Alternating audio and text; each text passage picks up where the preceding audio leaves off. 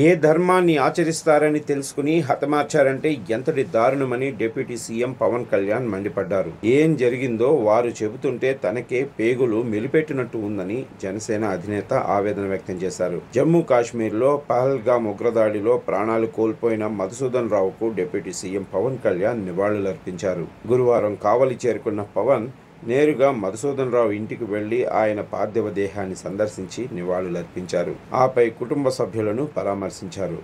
ప్రభుత్వం అండగా ఉంటుందని హామీ ఇచ్చారు.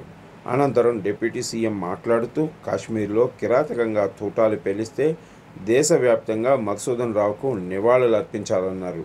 ఈ ఘటనను కుటుంబ సభ్యులు ఇంకా నమ్మలేకపోతున్నారని తెలిపారు. వారితో మాట్లాడినప్పుడు ఆయన భార్య, పిల్లలు ఏం జరిగింది, ఎలా జరిగింది చెప్పారన్నారు. వాళ్ళు చెబుతుంటే తనకే పేగులు మెలిపెట్టినట్టు ఉందని ఆవేదన వ్యక్తం చేశారు.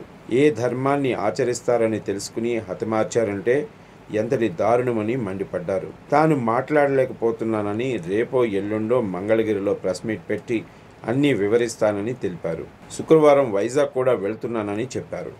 ఎంత సాడిస్టికల్గా, మెథడాలికల్గా, కోల్డ్ బ్లడెడ్గా చంపారన్నారు. కాశ్మీర్ 2 ఏళ్లుగా ప్రశాంతంగా ఉందని ఇంతటి దారుణానికి, కిరాతకానికి ఒడిగట్టారని మండిపడ్డారు. సమ్మర్లో షూటింగ్ కోసం కాశ్మీర్కు చాలాసార్లు వెళ్లానని, అక్కడ పరిస్థితులు తనకు తెలుసన్నారు.